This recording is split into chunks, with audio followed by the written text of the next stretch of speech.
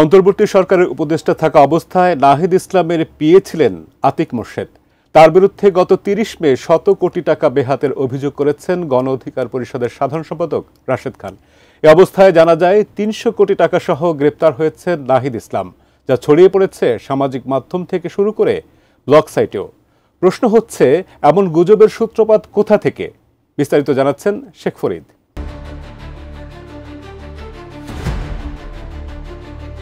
সাবেক তথ্য উপদেষ্টা ও জাতীয় নাগরিক পার্টির আহ্বায়কের বাসা থেকে ৩০০ কোটি টাকা জব্দ। সেনাবাহিনীর অভিযানে গ্রেপ্তার হয়েছেন নাহিদ ইসলাম, এমন একটি দাবি সম্প্রতি সামাজিক মাধ্যম থেকে শুরু করে ব্লগ সাইটে প্রচার করা হয়েছে। এই ঘটনাটি অনুসন্ধান চালিয়েছে ফ্যাক্ট চেক প্রতিষ্ঠান রিউমার স্ক্যানার। অনুসন্ধানে তারা জানিয়েছে, অন্তর্বর্তী সরকারের সাবেক উপদেষ্টা নাহিদ ইসলাম গ্রেপ্তার হননি, বরং কোনো রকম নির্ভরযোগ্য তথ্য প্রমাণ ছাড়াই ব্লগ স্পটের ফ্রি ডোমেইন সাইটে প্রকাশিত একটি কথিত প্রতিবেদনে বরাতে ভুয়া এই দাবি প্রচার করা হয়েছে।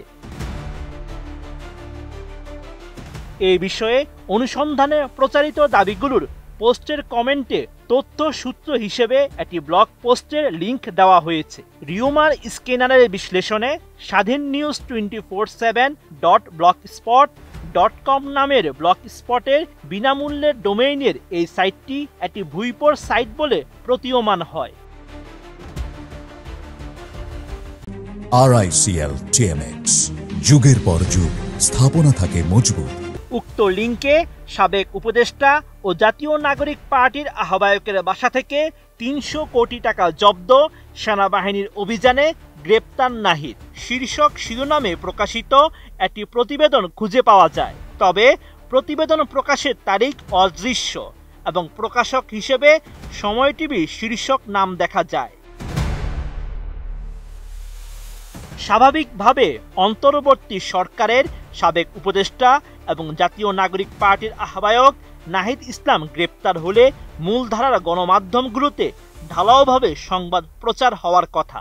তবে দেশীয় কোনো মূলধারার সংবাদ মাধ্যম বা নির্ভরযোগ্য কোনো সূত্রেও নাহিদ ইসলামের গ্রেপ্তারের বিষয়ে কোনো তথ্যের সন্ধান পাওয়া যায়নি। এইসব ফ্রি ডোমেইনের ব্লগ সাইট আগেও একাধিকবার ভুয়া খবর প্রকাশ করেছে। ফ্রি ডোমেইনের ব্লগ সাইট ব্যবহার করে অপতথ্য ছড়ানোর এই পদ্ধতি গত বছরের সেপ্টেম্বর থেকেই ব্যবহার হয়ে আসছে। সুতরাং অন্তর্বর্তী সরকারের সাবেক উপদেষ্টা নাহিদ ইসলাম গ্রেপ্তার হয়েছেন শীর্ষক দাবিটি মিথ্যা।